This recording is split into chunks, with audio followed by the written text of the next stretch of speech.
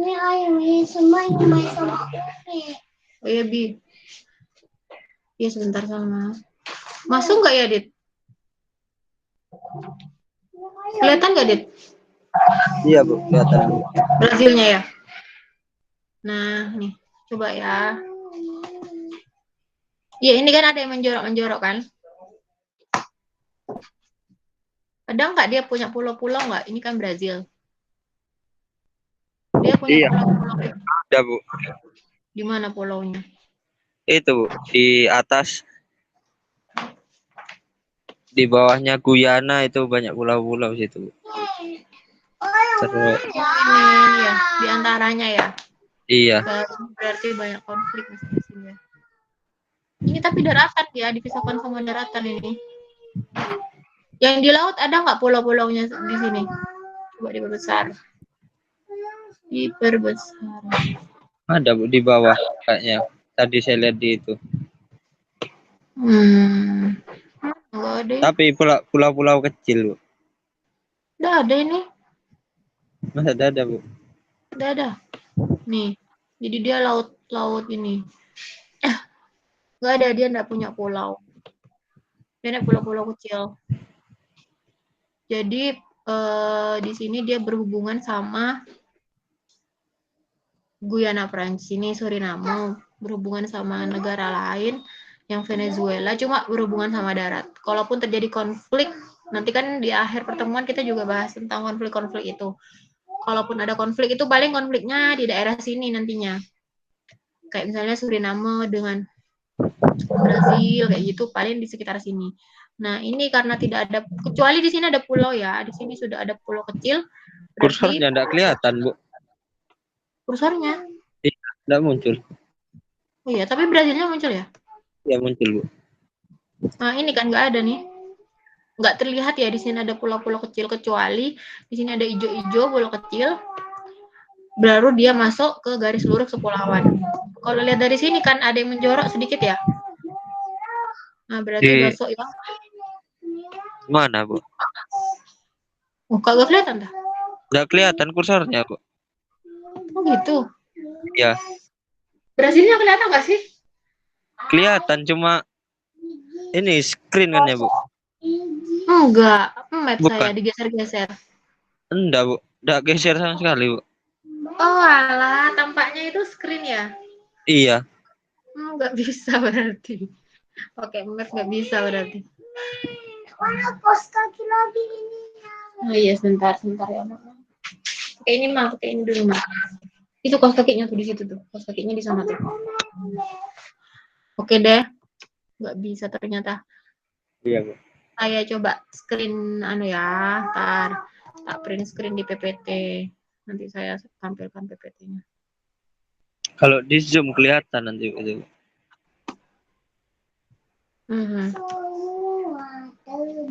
Bentar. Nanti kan kalau tampak jauh gini sekilas kayak itu, Bu. Apa? Garis pangkal lurus. Iya, kayak garis pangkal lurus. Kalau di zoom lebih dekat mungkin ya. Iya, Tapi Bu. intinya kamu setidaknya bisa membedakan lah, yang gampang sih sebenarnya cara menentukan garis pangkal ini lurus apa lurus kepulauan. Iya, Bu. Nah, saya ini mana ini Google Meet-nya. Ini. Nah, ini dia ya.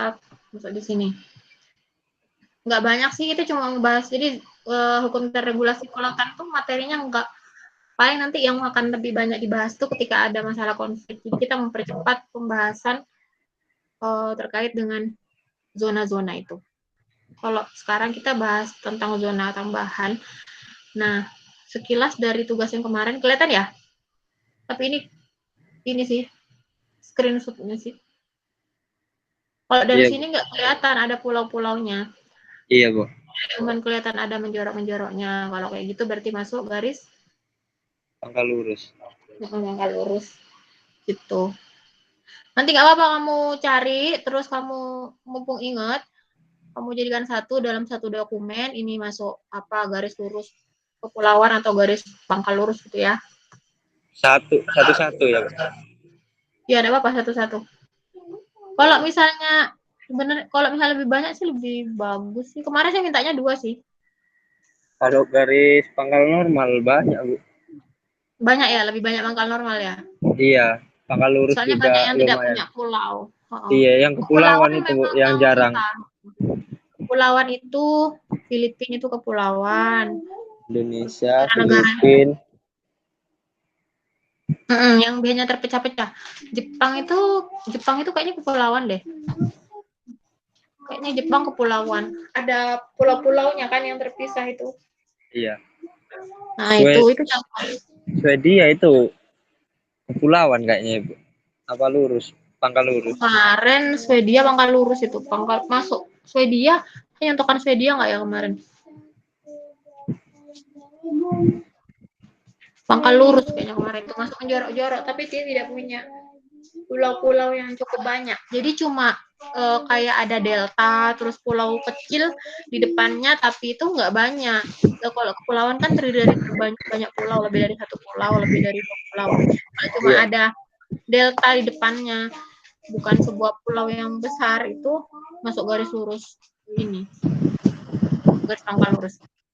Nah, kalau ini zona tambahan ya. Kalau kemarin kita sempat belajar tentang zona teritorial, panjangnya 12 mil. Nah, sedangkan dari ketentuan dari UNCLOS, lebar zona tambahan itu zona setelah zona teritorial.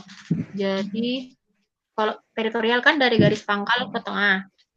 Iya. Zona tambahan itu setelah teritorial. Nah, besarnya zona tambahan itu tidak boleh melebihi 24 mil laut atau nm diukur dari garis pangkal. Jadi, besarnya tidak boleh panjangnya tidak boleh lebih dari 24 mil laut dari garis pangkal. Bentar saya mau. Ini. Nah, jadi karena zona laut misalnya Indonesia selebar 12 mil zona teritorialnya diukur dari garis pangkal, maka secara otomatis lebar zona tambahannya karena maksimal dari garis pangkal itu 24, berarti zona tambahannya 24 dikurangi 12 mil. Jadi sama, kalau Indonesia itu 12 mil zona teritorial dan 12 mil zona tambahan. Nah, ini ya. Dari garis pangkal, terus kemudian ke tengah itu zona teritorial, dan aturan dari UNCLOS itu dari garis pangkal ke tengah untuk zona tambahan tidak boleh lebih dari 24 mil. Jadi 24 mil ini bukan dari sini ke sini, tapi dari garis pangkal ke sini. Yes. Sini. Jadi otomatis dikurangin gitu loh. Laut teritorialnya berapa yang ditetapkan, sisanya itu berarti 24 dikurangi laut teritorial. Itulah zona tambahan yang suatu negara punya.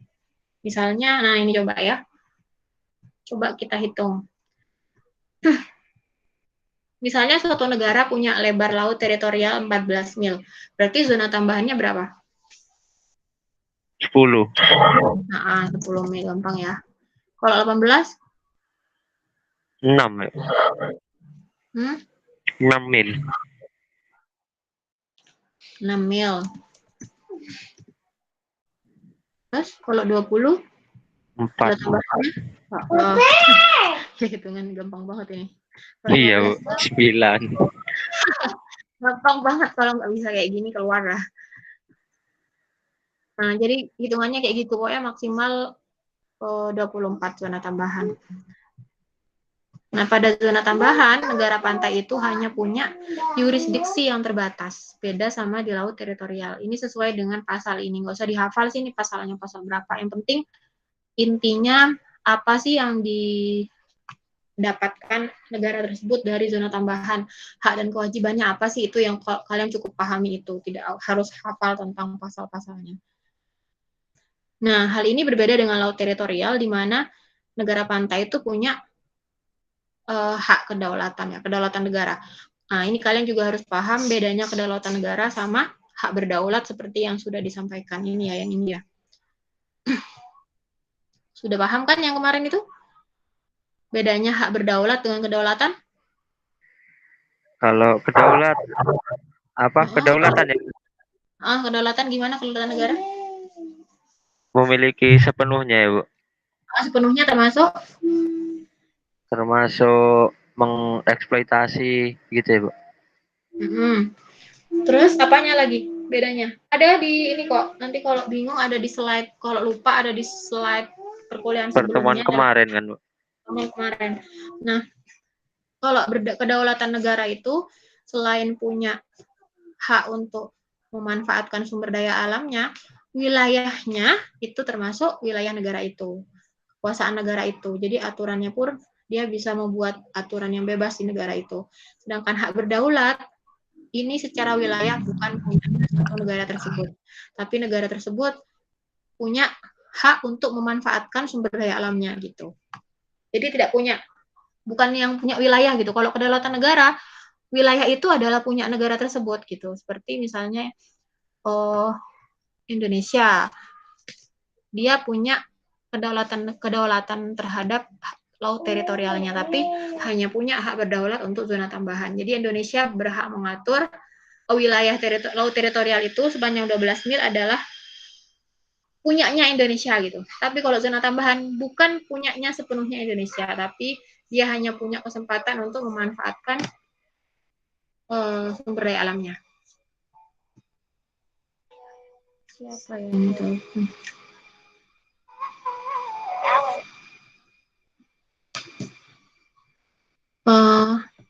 Terus mana ada tadi ya?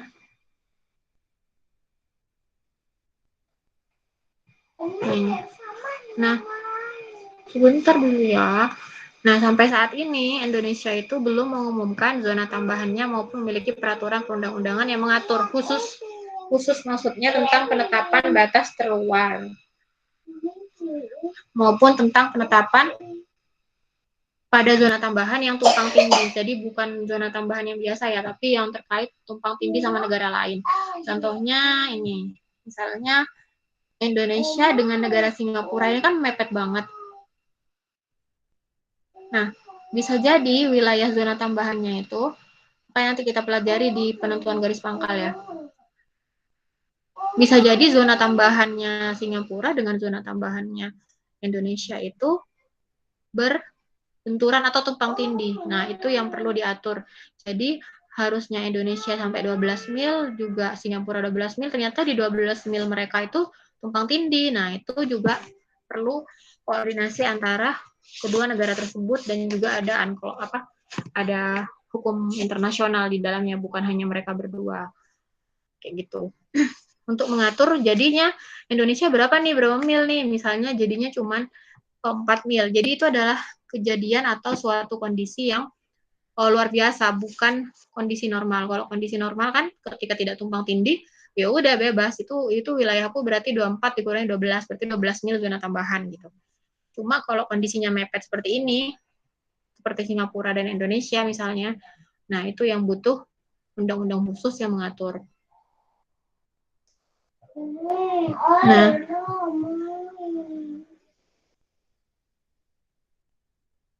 ya itu ya. Nah, kemudian menurut UNCLOS, garis pangkal yang telah ditetapkan sesuai dengan ketentuan-ketentuan tersebut harus ditetapkan dalam peta yang sudah ditetapkan oleh UNCLOS dengan skala-skala yang sudah jelas posisinya. Itu biar jadi panduan juga buat negara yang lain. Nah, lalu bagaimana ketentuan sebentar lagi dikit. Lalu bagaimana ketentuan hukum tentang hak dan kewajiban negara pantai? Nah, ini diatur di UNCLOS 3, ada 4 pasal ya kalau nggak salah. Dalam pasal 24 ayat 1, UNCLOS 3 tentang zona tambahan, menyatakan bahwa zona di dalam laut lepas yang bersambungan dengan laut teritorial negara pantai memiliki wewenang untuk melaksanakan pengawasan, sehingga dibutuhkan untuk melakukan hal berikut. Jadi negara yang punya zona tambahan itu mempunyai hak dan kewajiban mencegah terjadinya pelanggaran undang-undang terkait bea cukai, perpajakan, imigrasi, dan kesehatan. Yang kedua, negara memiliki wewenang untuk menghukum atas pelanggaran undang-undang. Jadi itu haknya diatur dalam UNCLOS untuk negara pantai yang punya zona tambahan. Nah, sedangkan dalam pasal 1 ayat 1 ini ya diatur juga di sini untuk negara yang memiliki zona tambahan, yaitu misalnya Indonesia, aparat penegak hukum yang berwenang dapat melakukan pengawasan yang perlu untuk, nah ini tadi, mencegah pelanggaran, menindak pelanggaran.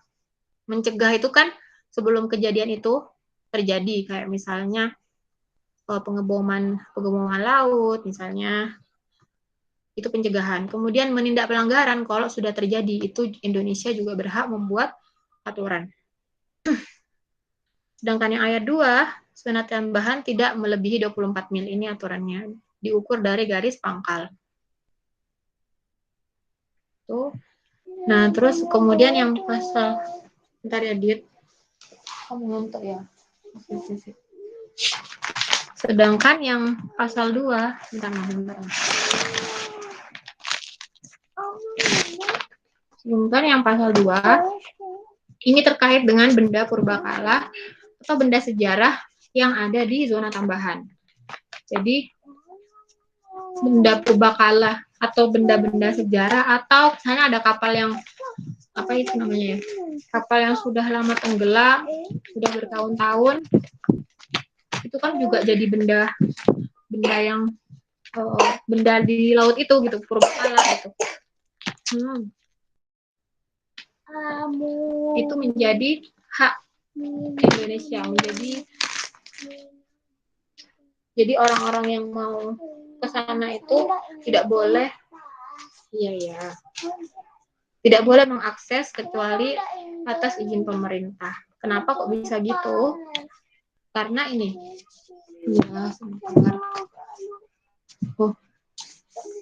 jadi karena alasannya begini. Jadi di pasal 3 ayat 1, dengan tidak mengurangi ketentuan pasal 2, pengangkatan dan pemanfaatan kerangka kapal, benda berharga, atau muatan kapal yang tenggelam dari zona tambahan hanya dapat dilakukan dengan izin pemerintah. Ayat 2, kerangka kapal atau barang berharga asal muatan kapal yang tenggelam sebagaimana dimaksud pada ayat 1 dalam waktu 30 tahun setelah tenggelam tidak diangkat dari dasar laut, dianggap telah ditinggalkan oleh pemiliknya dan oleh karena itu menjadi milik negara. Jadi misalnya ada kapal negara lain waktu lintas damai gitu lewat, ternyata pas di zona tambahan tenggelam. Terus kapal itu selama 30 tahun, misalnya kapal Filipina gitu ya.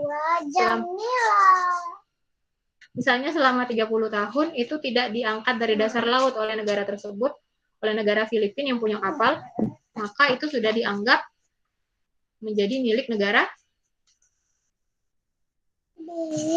apa? Negara tersebut, yuk. Negara tersebut, misalnya dia lewat di lintas damai Indonesia, tenggelamnya di Indonesia, berarti dianggap sudah menjadi milik pemerintah negara Indonesia. Dan kalau dia sudah di atas 30 tahun mau mengangkat itu harus atas izin pemerintah Indonesia. Tapi selama itu belum 30 tahun, misalnya ada kapal tenggelam kerangkanya, itu masih menjadi hak pemiliknya untuk mengambil. Misalnya dia yang Filipina itu masih punya hak mereka untuk mengangkatnya sebelum 30 tahun. Jadi begitu aturannya. Itu zona tambahan. Jadi nggak terlalu banyak sih cawe-cawenya Indonesia. Aturannya hanya terbebas di situ. Ini aturan perundang-undangan yang bersifat nasional ya. Kalau tadi di awal itu yang secara umum kan UNCLOS, hukum internasional. Nah, yang mulai dari di sini ini hukum nasional, mana tadi? Yang ini di mobil. Ya. Jadi ini undang-undang nasional, perundang-undangan nasional pasal 1 ayat 1 di zona. Ini mulai dari sini, ini adalah undang-undang secara nasional yang mengatur. Tapi tentunya ini mengacu pada UNCLOS. Karena tadi kan di UNCLOS Indonesia dikasih kebebasan kan untuk mengatur itu. Untuk mengatur mencegah terjadinya pelanggaran, terus kemudian memberikan apa itu namanya tindakan kepada yang melanggar. Gitu termasuk ini. Nah, yang keempat ini, sanksi atas pelanggaran hukum yang berlaku di negara Indonesia berlaku terhadap pelanggaran hukum atas ketentuan di zona tambahan Indonesia. Itu nggak banyak kalau zona tambahan. Ada pertanyaan, Dit? Bu, yang pertama, Bu. Apa? Nah, itu kan itu peraturan nasional ya, Bu. Undang-undang nasional Undang-undang. Kan apa? Di Indonesia kan banyak itu, Bu, apa? Kayak kerangka-kerangka kapal yang tenggelam. Terus kan banyak yang dijarah sama masyarakat, Bu. Itu apa perlu perizinan dari pemerintah apa enggak, Bu? Dijarah itu yang gimana itu? Di apa? Diambil sama masyarakat sekitar itu, Bu. Biasanya dipotong-potong itu, Bu. Buat dijual. Jadi sebenarnya kapal apapun yang ada di situ ya, yang tenggelam, jadi sebelum 30 tahun itu belum milik pemerintah sebenarnya. Sebenarnya miliknya yang tenggelam itu kan, kalau dari aturan yang di sini, kalau di zona tambahan sih ini ya, saya nggak mempelajari tentang yang di laut Indonesia ya, misalnya ini. Misalnya yang Adit maksud itu ini ya. Misalnya Adit maksud terjadi di sini gitu ya, di tengah. Iya, Bu. Dilakukan oleh penduduknya. Nah, saya kurang paham ya, apakah ada aturan yang jelas, alasannya ada aturan khusus. Cuman kan tadi kita ngebahasnya yang di zona tambahan. Gimana kalau ada kapal tenggelam dari negara lain misalnya, tenggelam, ya sebelum 30 tahun itu berhak mereka angkat, tapi setelah itu sudah jadi milik negara Indonesia. Nah, menurut saya pastinya ada aturan yang ada terkait dengan kapal-kapal yang tenggelam di sini. Mungkin terkait tahunnya juga. Saya nggak mempelajari itu ya, jadi nggak paham apa namanya tentang hukum Indonesia yang mengatur kayak masyarakat penjara dipotong-potong. Tapi yang jelas itu kan sudah dianggap apa namanya barang bukan milik negara pada awalnya kan, miliknya pribadi-pribadi, terus tenggelam nggak dipakai gitu. Cuma pastinya ada aturan khusus seperti aturan di zona tambahan tadi. Gitu. Coba nanti dicari aturan tentang apa tadi? Pengambilan benda sejarah ya. Pengambilan benda sejarah. Iya. Coba nanti search ya. Terus nanti sampaikan di Google Classroom, ada nggak? Kamu coba cari ya. Bu, ada Bu ternyata gitu ya. Oh iya, Bu. Nah, kalau misalnya nanti teman-teman teknik pelajari tentang hukum nasional, kita kan hukum laut itu lebih ke hukum internasional ya. Hukum, misalnya pengen belajar tentang hukum nasional, bisa ikut kuliahnya yang kuliah ini, Fakultas Hukum. Jadi nanti saya sampaikan ke wadeknya, gitu bisa. Pengen mempelajari lebih lanjut tuh. Jadi sit in gitu loh, masuk ke kuliahnya, tapi nggak harus kuliah dari awal. Misalnya masuk ke kuliah pas lagi bahas tentang ada hukum laut nasional gitu, misalnya ikut itu bisa. Jadi itu lebih detail, biasanya kan langsung ke orang yang pakar di hukum kan, biar rata-rata harusnya sih gitu kalau di hukum. Memang kalau hukum laut itu yang kita pelajarin itu lebih ke arah hubungan antara Indonesia dengan negara lain gitu. Jadi laut yang berbatasan antara Indonesia dengan negara lain. Cari ya nanti Adit. Iya, Bu. Nanti share ya abis ini ya. Kamu share Bu, ada ternyata pasal ini gitu. Yang di kelas rumah aja di share nanti. Terus itu Bu, apa? Kan saya dulu waktu kecil itu Bu, pernah itu Bu, apa? Saudara saya kan nelayan Bu di Medan Bu. Oh, terus? Nah kan karena mungkin dulu masih minim itu ya Bu, apa? Alat kayak GPS itu Bu. Jadi saudara saya nggak tahu kalau sudah masuk wilayah negara lain itu Bu. Oh gitu, terus. Iya, nah cakep. Nah sekarang itu apa ada kesepakatan antar negara nggak Bu? Iya, ada aturannya. Jadi kalau misal itu sudah bebas tapi kan ya? Sudah Bu. Dihukum ditahan berapa lama itu? Kurang tahu Bu, dulu ditangkap di perairan Malaysia Bu. Iya, karena biasanya kalau kita boleh, jadi boleh kita masuk ke perairan negara lain, tapi harus ada bendera. Benderanya itu bendera yang diakui secara hukum internasional, kayak izin untuk di laut lepas gitu loh. Jadi ketika sudah masuk ke laut lepas atau perairan negara lain, itu benderanya dimunculin. Nanti kita akan bahas di negara kepulauan kayaknya itu tentang itu. Kayak apakah bendera Indonesia dimunculin gitu atau bendera apa gitu, itu ada ininya, ada ketentuannya. Dan mereka kalau ikuti aturan itu bebas, nggak akan ditangkap karena dianggap tidak ilegal gitu loh. Itu ditangkap karena dianggap ilegal karena nggak ada nangkep ikan di wilayah perairan Malaysia, terus nggak ada nggak ada benderanya yang dipasang. Tapi sebenarnya kalau itu masih di zona tambahan itu masih bisa untuk menangkap berikan. Tapi kalau misalnya sudah masuk zona teritorial Malaysia misalnya, bisa jadi mereka punya aturan seperti negara-negara yang pernah kita bahas kemarin. Jadi ada negara-negara yang tidak membolehkan negara lain menangkap ikan di wilayah teritorialnya. Ada beberapa negara yang membolehkan gitu. Jadi bisa jadi kayak gitu. Jadi harus dicek aturannya negara Malaysia. Misalnya mau melaut di sekitar daerah Malaysia, harus tahu aturan di Malaysia itu terkait dengan zona teritorialnya seperti apa gitu. Nanti bisa diangkat di konflik itu, pas pembahasan konflik.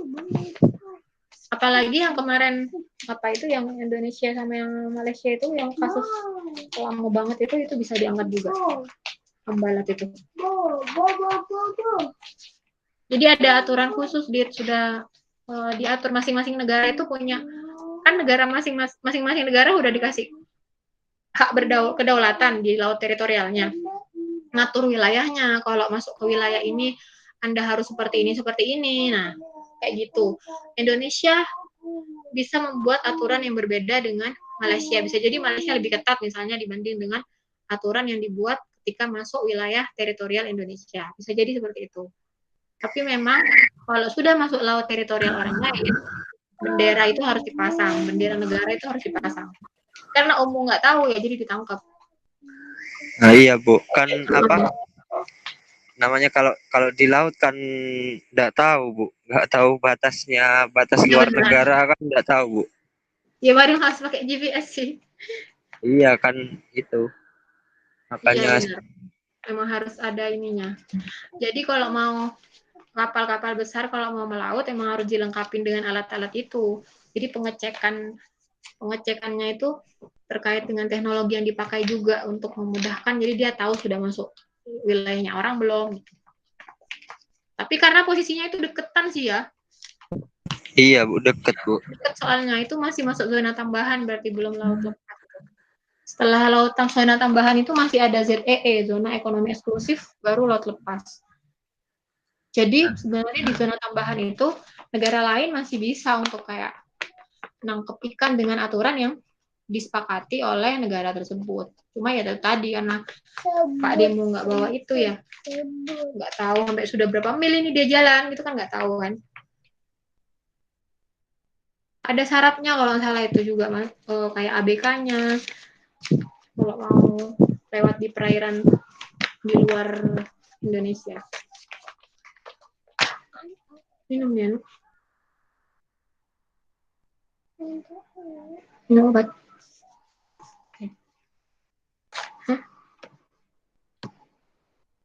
Minggu depan kita akan bahas tentang zona ekonomi eksklusif, dan kalau terlalu sedikit mungkin kita akan bahas sekalian dengan negara kepulauan. Sebenarnya ini juga terlalu sedikit sih, zona tambahan ini sedikit banget, nggak terlalu banyak. Sebenarnya nyambung kalau nanti kita langsung bahas ZEE sih lebih enak. Cuman ini soalnya. Ada lagi, Dit? Iya Bu, apa masalah bendera negara Bu? Bendera negara yang disetujui internasional itu Bu. Nah, Kan ini. kayak kapal kan bendera Panama kan disetujui internasional. Panama ya, Panama. Nah, saya kan pernah itu Bapak pernah lihat kalau nggak salah itu kapal bendera Panama milik Jepang itu melaut muatan minyak melaut ke negara mana gitu Bu. Nah itu apa minyaknya kan tumpah itu Bu. Tumpahan minyaknya itu yang tanggung jawab itu siapa Bu? Apa negara Panama apa Jepang Bu?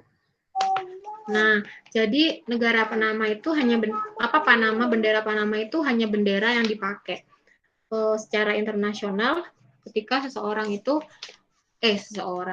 kapal itu melakukan lintas damai atau di daerah tersebut ya, perairan tersebut. Tapi yang bertanggung jawab ya kapalnya itu dari negara mana, dia yang bertanggung jawab itu. Terkait dengan kerugiannya itu ya kapal tersebut. Jadi Panama itu hanya kayak bendera yang dipakai karena itu yang disetujui internasional. Jadi kalau sudah pakai bendera Panama itu menandakan bahwa oh ini sudah dapat izin untuk lewat di sini gitu loh, Dit. Oh ini nggak ilegal lewat sini gitu. Tapi terkait dengan tanggung jawab ketika ada tumpahan minyak dan lain sebagainya, ya menjadi tanggung jawab kapal tersebut dari mana dia gitu. Dan itu memang tidak mungkin selesai sekali ketemu misalnya pas terjadi tumpahan ini kerugiannya segini dolar gitu. Biasanya butuh ketemu juga beberapa negara itu dari Jepang dengan Indonesia misalnya ya.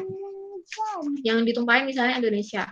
Ya mereka menyepakati ini tumpahannya itu dari sini sampai sini. Di sini itu komoditasnya ada ini sampai sini. Nah, karena ada tumpahan minyak ini komoditas saya atau ekosistem laut saya ini dan ini itu jadi rusak, misalnya burung-burung terus kemudian ikan juga jadi mati. Nah, itu kerugiannya baru dihitung.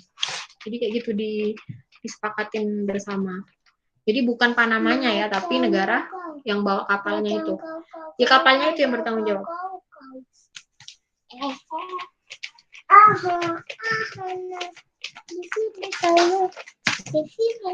Udah, Dit? Iya sudah Bu. Ada lagi? Nggak ada Bu. Oke, jangan lupa ya nanti dicari ya. Iya Bu. Barusan. Oke, dicari yang barusan. Dicari yang barusan, nanti disampaikan di classroom. Terus ini saya share nanti rekaman di classroom. Terus jangan lupa itu. Apa tadi dah saya lupa. Apa tadi ya? PPT. Garis pangkal. Bisa dokumen garis pangkal. Iya Bu. Ingatkan teman-temannya ya. Setidaknya yang kalau kepulauan ada yang sama nggak masalah lah, kepulauan juga sedikit. Yang garis normal, garis pangkal normal biasa, terus garis pangkal lurus setidaknya tidak sama lah yang antara yang satu dengan yang lain. Gitu. Ya 3 itu ya Bu. 3 garis aja. Normal, pangkal lurus sama kepulauan. 3 aja. Lebih cepat lebih baik gitu. Jadi nggak ada tugas lagi, tugasnya nanti itu di ini di kasus-kasus itu nanti yang luar biasa itu penanganannya, kasus-kasus antara negara yang satu dengan negara yang lain. Oke, itu saja mungkin ya yang bisa saya sampaikan. Manfaat dan kita semakin terbuka tentang laut kita sebenarnya sampai sejauh mana, terus hubungan dengan negara lain seperti apa, oh ternyata diatur juga sedemikian detail gitu, sehingga kita juga tidak abai gitu. Kalau itu, Assalamualaikum warahmatullahi wabarakatuh. Waalaikumsalam warahmatullahi wabarakatuh.